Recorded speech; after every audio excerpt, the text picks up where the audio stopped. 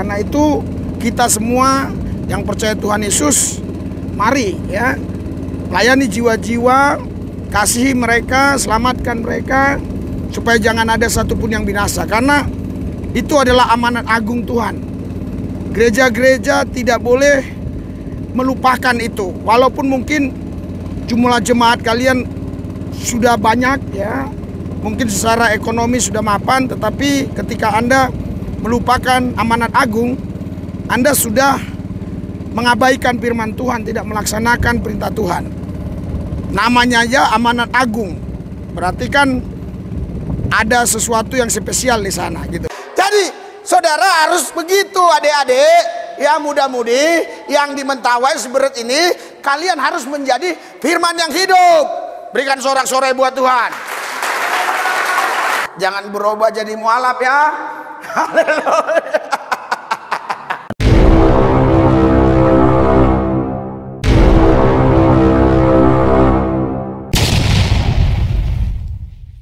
Video berikut. Jangan lupa like, share, subscribe. Metanoia Channel. Tapi tingkah lakunya nggak seperti si King.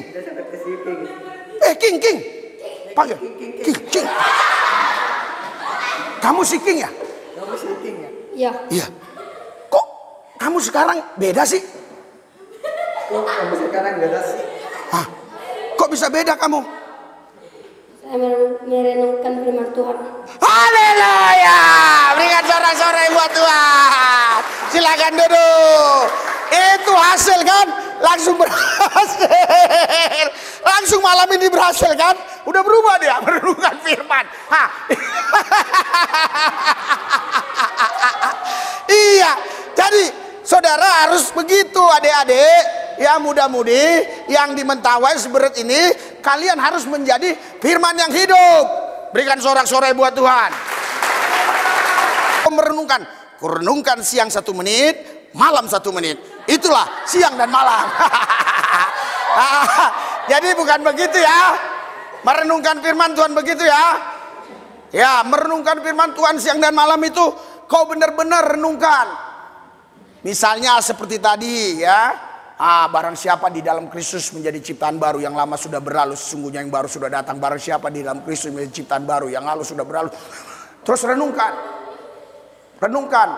Baru kau lihat dirimu gimana, introspeksi, koreksi, evaluasi dirimu.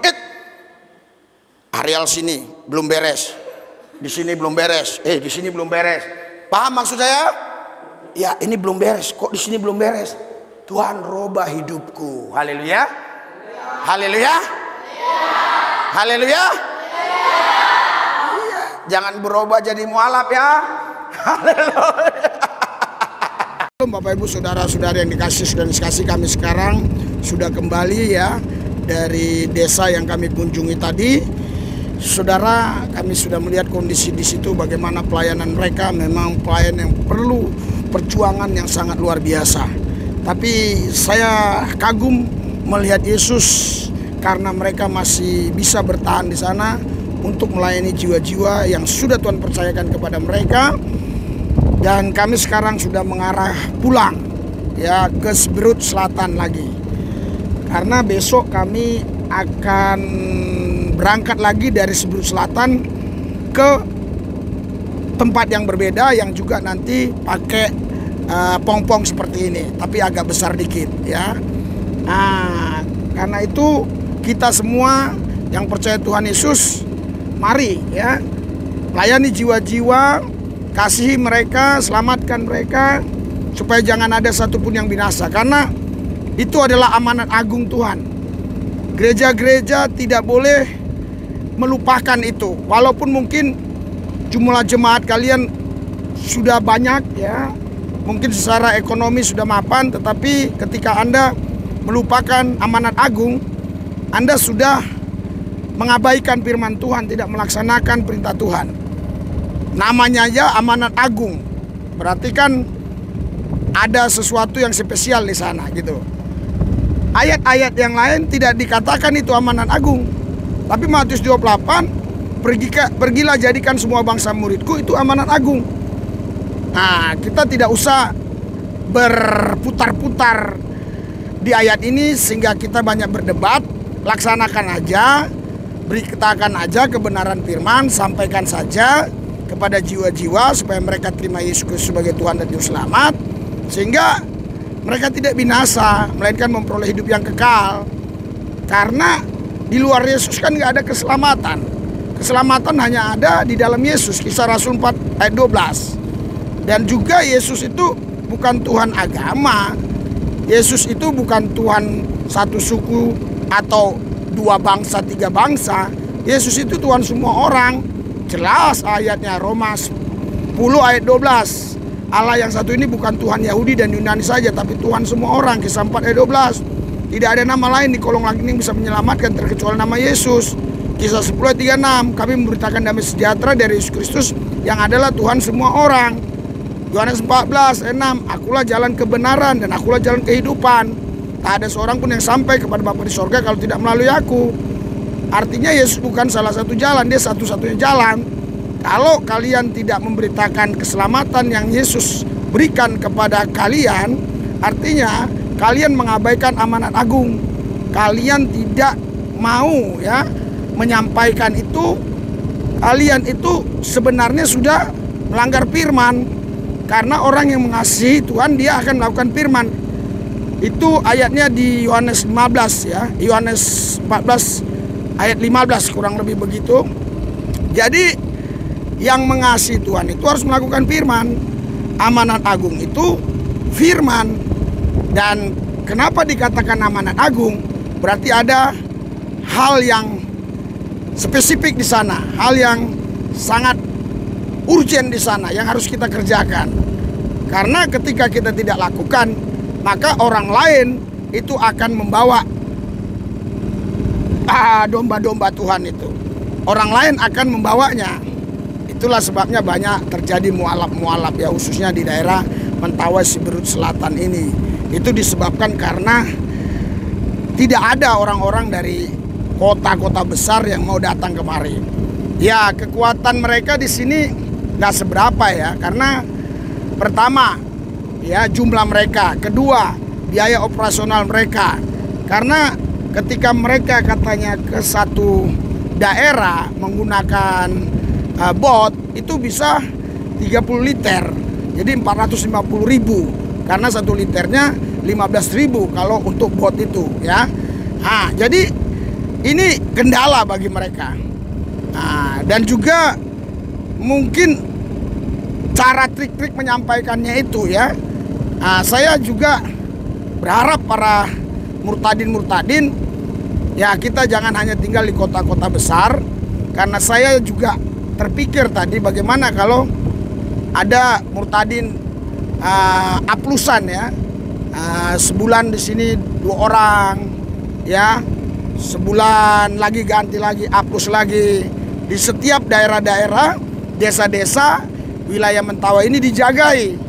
Karena memang di sini persoalan masalahnya adalah mereka-mereka itu diperkenalkan kepada ajaran lain ya, yang bukan ajaran Yesus, yang bukan ajaran pengorbanan Tuhan Yesus di atas Golgota.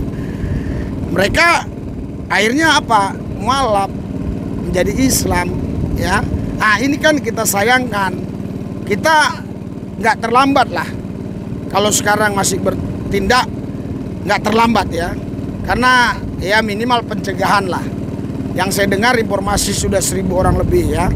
Walaupun memang saya dapat kabar sih sebenarnya mereka itu yang mualaf itu memang ya karena faktor kebanyakan ekonomi, disekolahkan, dikasih asrama dan sebagainya dengan gratis.